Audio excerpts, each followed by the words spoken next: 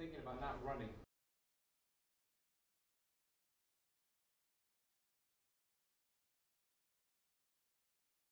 The views and opinions expressed on any program are those of the producers and/or the persons appearing on the program and do not necessarily reflect the views and opinions of FRC Media, Bristol Community College, or the City of Fall River.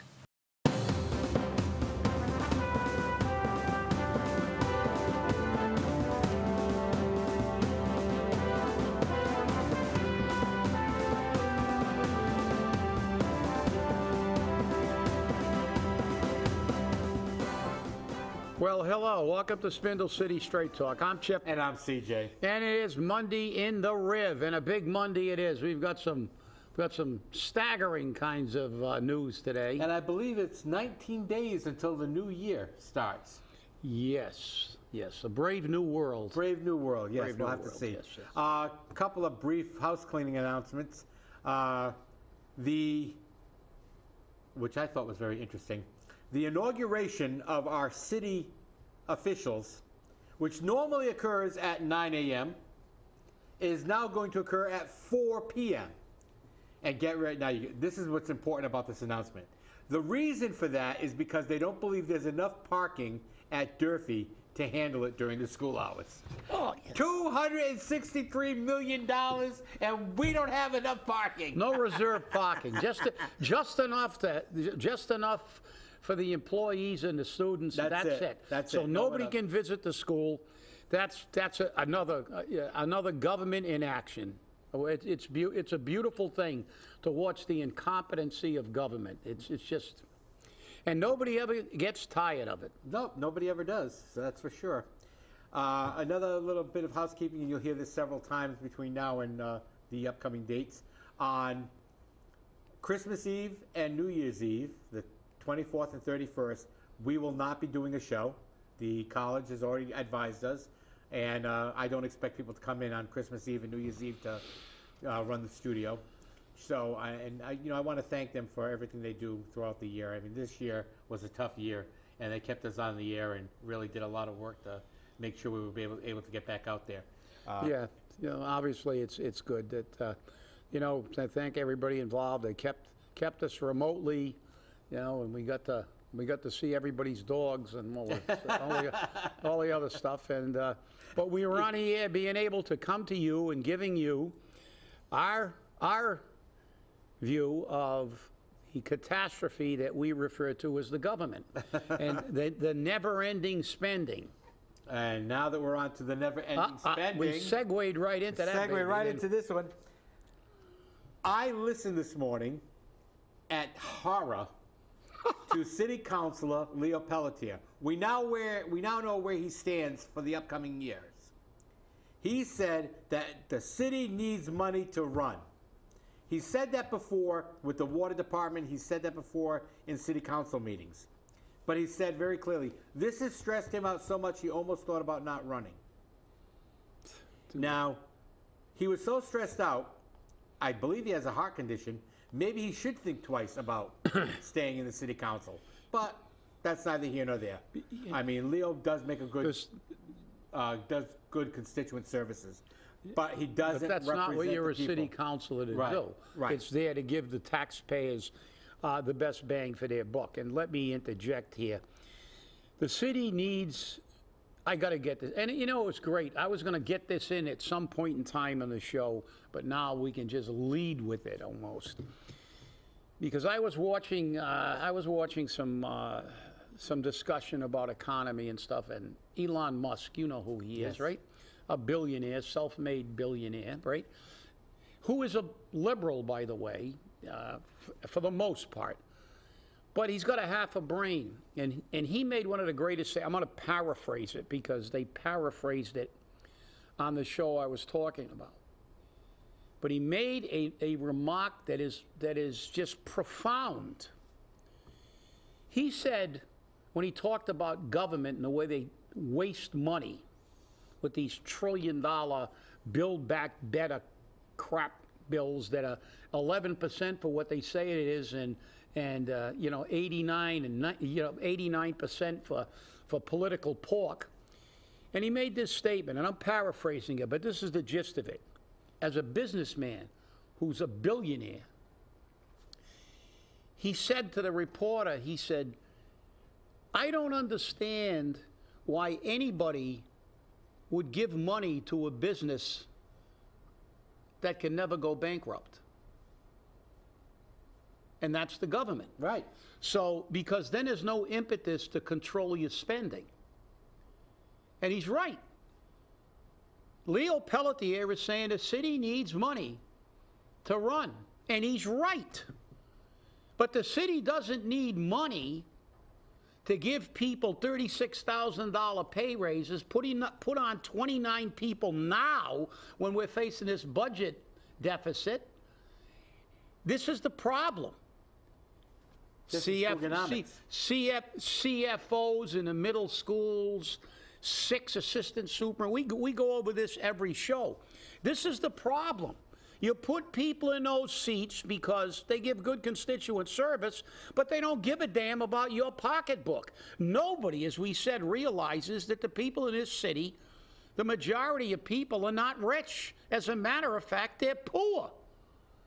And nobody cares. Nobody cares. The city needs money. It shouldn't need money. It should only need money if we've gotten all the essential services we need, and then we need a few more dollars. But the budget keeps expanding, and I've said this before.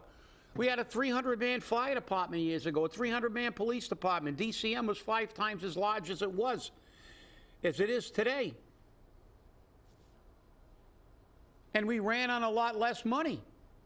And granted, they'll say, well, you know, the salaries were lower. No, it's a proportion. Actually, today, if you want to be perfectly accurate mathematically, actually, the salaries are lower today than they were when we had a 300-man department proportionally to the budget because of inflation, because of the devalued dollar. You have to make a lot more money now to get what you did in the old days with a lot less money. So don't give me the crap about, salaries and, you can't, it's not. No, the dollar is worth crap. Think about what you could buy with $100 in a grocery store in 1980 and 1990 and what you can buy now. You can get one of those little hand baskets and not fill it and blow you $100 today. In the 80s and 90s, you could go in with $100 and come out with 6 shopping carts full of food. But this is what you got. This is what we're looking at next year in the city council. This is going to be their con to vote, to blow your money and keep porking the taxpayers with pork. More jobs for their friends, giant pay raises, creating new positions. Like we said, CFO's gone. That job should never come back. That job was created for Mary Sahadi to assist an incompetent city administrator. So you want to bring back the city administrator, bring a city administrator back. Make sure they're competent. Oh, that's a joke. That was being, that was a joke. But the fact is, listen, you're in, taxpayer, don't be surprised if you're looking at losing your house, especially if you're on a fixed income like the very high percentage of retirees who still live in Fall River and have a house that's paid for. You won't even be able to make your property taxes and your fees. People who are working 2 jobs to keep a house, 4 jobs, 2 for the husband, 2 for the wife. And then we got a councilor going on saying this city needs money to run. Well, your car needs gas to run too. But the government has managed to put your gas prices up over $1 a gallon. And now you're feeling it. And that's what they're doing to you in the city of Fall River. Wake up. Call your city councilors and tell them the city needs money to run. Well, first take all the money you got and put it into services for the taxpayer and cut the damn fat. Cut the pork. Stop adding to our budget when everybody's running around with their hair on fire, complaining about the deficit we're facing, but we can't stop spending. You're like junkies. You just can't get enough of our money. You know, it's interesting the way Leo had said that, you know, the city needs more money. Leo, did you ever think that maybe the city needs to stop spending so much? The taxpayer can't afford it anymore. We just can't afford it. I had a conversation with somebody who you would know, and I'll call him out, Josh Silva. He brought up a good idea, and I think it was a good idea. I turned around and said, but how are you going to enforce it? He said, why don't we go on a tax strike? Just pay the tax bill a quarter late. He said, I did that once already. It only cost me $20. Well, that's a small amount to pay, but it still means the city's getting $20 more that they didn't need to get of my money. Yeah, but if they get it short, if they short them for, If they're for a short quarter or something, for a quarter. you're going to see us in the receiver. No, that is a good idea. But as you said, Leo, you keep saying the city needs money to run, but you keep allowing these positions to be created.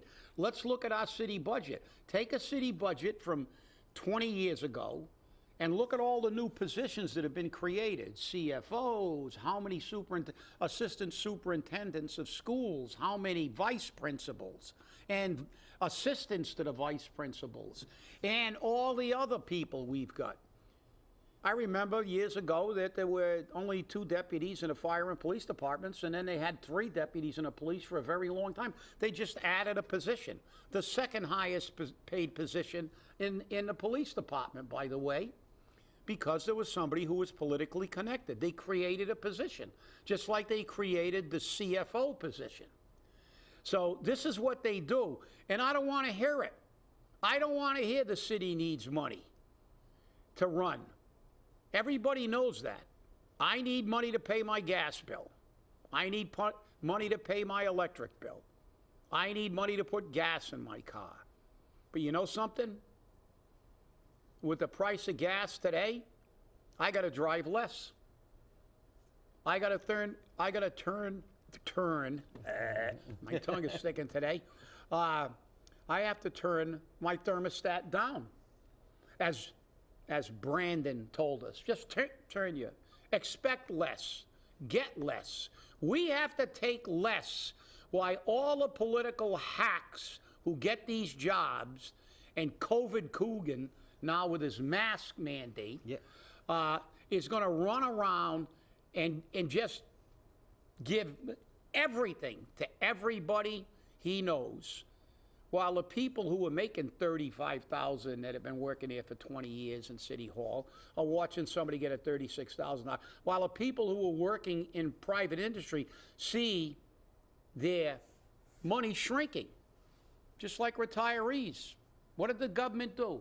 They crowed the 7.9% increase in Social Security, and then they turn around and whack everybody with a 14.5% increase in their Medicare premium. That's right.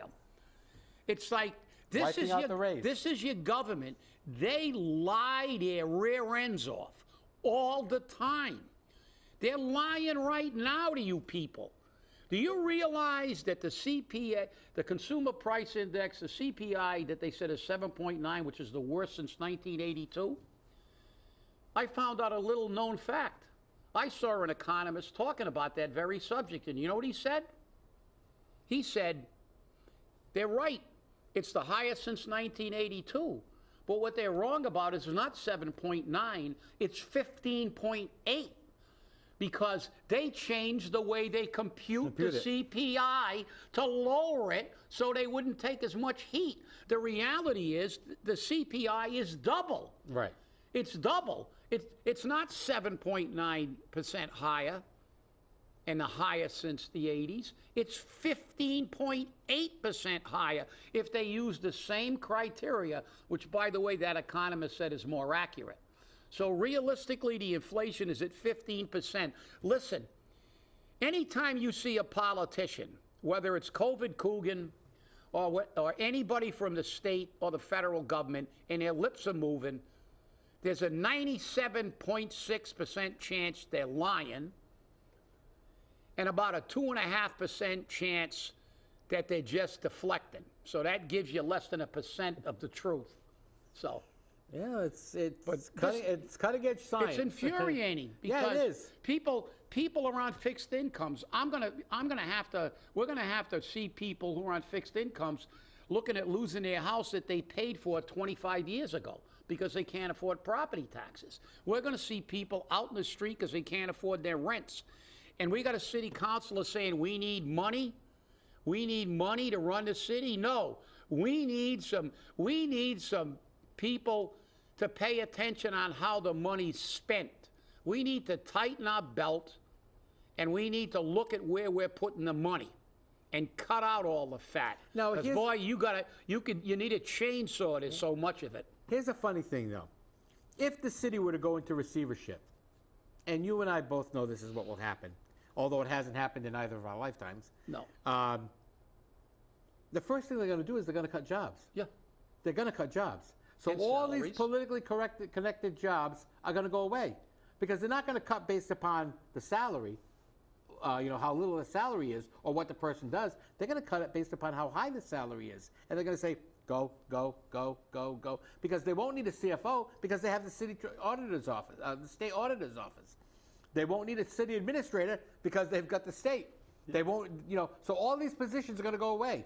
And the mayor would then become seriously ceremonial, so he's not going to need a chief of staff. So that will go away, which they should take that away a long time ago. Yeah. Oh, you're right. And that's the key. The key is that, like I said, get back to Elon Musk. That was a brilliant statement. I thought about that. That guy is really, it's true. That's the greatest framing. I mean, I love Milton Friedman's. You give them the sand, and there'll be a sand shortage in 5 years. You can't keep giving them money. But Elon Musk, a billionaire, looked at that and said, and it makes a lot of sense. Would you give? It would be like having a child and giving them a credit card and having them continue to max out that credit card, and then you just pay it off and give them more money and give them a higher amount to spend on the credit card, and you just keep going. And that's fundamentally what we do to government. We just never stop giving them money, no matter how badly they spend it. We can go back years to the $350 toilet seats that we were paying in the federal government. We all know the abuses. There was an airplane that never flew. I saw that on Cheryl Atkinson's show, Full Measure. Mm-hmm. It cost $500 billion for this prototype bomber. It never got off the ground. It was a bomb. It never flew. It was a bomb. But we spent $500 billion on that aircraft, and it's never flown, and what happened to it? They just said, okay, that didn't work. Let's go and spend another $500 billion. But that's what Leo Pelletier says, we need city to run. We need money to get this city to run. No. We need money to pay firefighters, police officers, school teachers to educate our children, people to pick up our trash, and there's a better way to do that too, and to pay people who provide services for the people who pay their salaries. That's us, the people who live in this city, the renters and the taxpayers. And that's what the problem is, Leo. Because your philosophy is just keep throwing money at the problem, and that's the government's answer all the time. Give us more of your money, no matter how incompetent we are. Well, what we have in Fall River is Cooganomics. That's what we have is Cooganomics. And you can see that just about what the city council passed out of the ordinance committee on giving pay raises of $40,000 to people who've been in jobs for 3 years. Because the mayor wants to release his restrictions. So he wants the ordinance to now say by contract, so that he can pay them anything he wants. He wants to remove the caps on jobs, like the water department head and other jobs along that line. Because he wants to be able to say, oh, well, we're going to give you $40,000 more this year. What the hell? It's not my money. That's Cooganomics. See, this is the man that you wanted to be your mayor. This is the man you wanted to run your city. This is the man you wanted to control and save you money. This is the man who couldn't save a dime if they shoved it up his backside. This is the problem. You people keep electing idiots. You keep electing people who are going to turn around and say, hey, this is what we're going to do. I need the mayor on my side. I need a city councilor on my side. This is what we're going to do. But then you get city councilors like Michelle Dion who turn around and they fight for the taxpayer. They fight for the things that the taxpayer needs. Not quasi-fight like you get from Sean Kadim, where he fights it, makes his speeches, does all of that, and then votes for it. She fights for it and stands by her vote. You have Chris Peckham, who fights for things and stood by his vote, but you didn't elect him either. Yeah, it's close. But look, let's look at this. Let's look at other issues that are impacted. When you remove and give the mayor absolute authority to pay anybody he wants what he wants, without restriction, not making it by ordinance, not making it approved by the city council, indirectly or directly, or they have to rubber stamp it, and they use all these ridiculous kinds of justifications. This is what they get in San Francisco. This is what they get in LA. You know, blah blah blah. But the employees have to get crap salaries because they have to compare themselves with Lowell and Lawrence and poor communities. But let's look at what this says. You know what this is? This is like taking a sign that's fairly large and creating the biggest billboard in the world. Come to Fall River, be a friend of the mayor, because this is now Patronage City. Because do you ever think we are going to ever have another department head that's qualified over someone who is politically connected when the mayor gets to set their salary? They're going to put their friends in, and they're going to pay them like we've got Milton Friedman running the city. And this is the problem. We've already seen it. They hired Malone. How that happened is just inconceivable. And defended him. And you had the Gang of Four defending him, and you had Coogan de facto defending him by just getting himself out of the process. But we know where his loyalties lie now. He didn't really make a big deal out of his walking buddy, his wife getting a job from Malone. He got somebody a job that worked on his campaign in the school department, and now her husband's going to get a job. So you want to have patronage, and you not only want them to have patronage, it's bad enough when they stick their friends into a low-paying job and hide them somewhere, like in the water department or something like that, where they're making not that big of money. Or cemeteries. Or cemeteries, yeah. But when they stick them in these places and then give them $40,000 raises after 3 years, $40,000. I don't know why these people aren't outraged. You better call every city councilor and tell them if anybody that votes for these pay raises should be out in the next election. $40,000, $36,000 for people who've been working 3 years. And really, when the average household income in the city of Fall River's below $35,000 or $35,000, they're getting more for a pay raise on a salary that's already in six figures or near six figures. Well, that's what happened with Mary Sahadi, remember? This is nuts. This is absolutely nuts.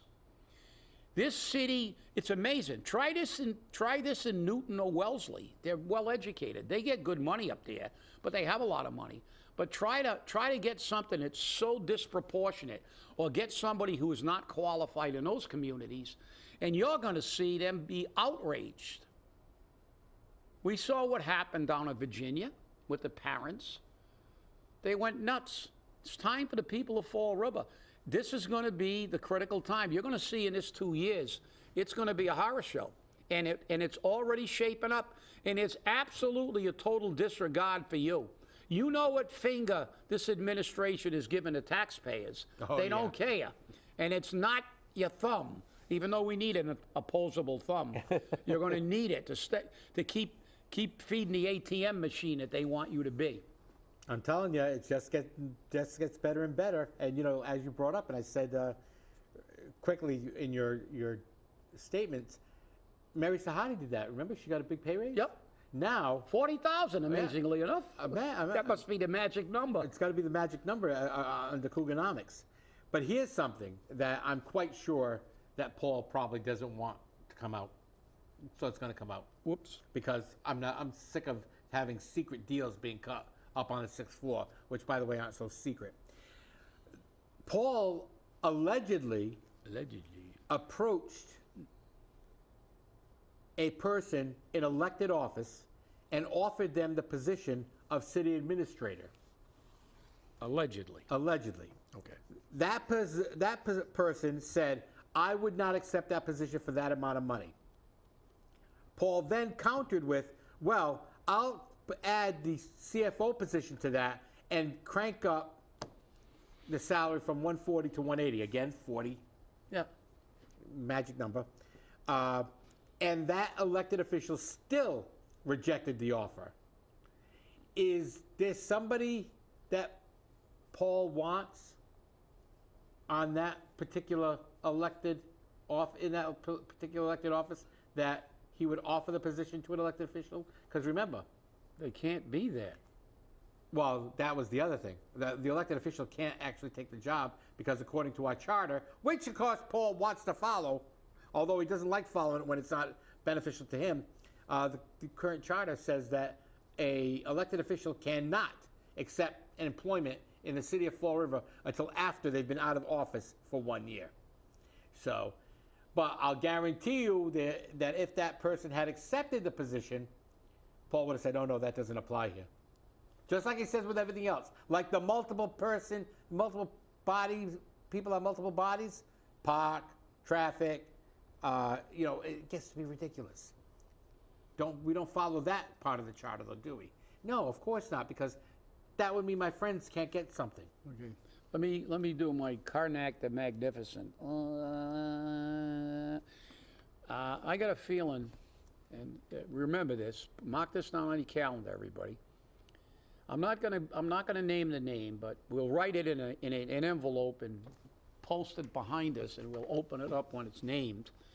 But there's an individual, but I will tell you, I'll give you a hint for you historians of city politics.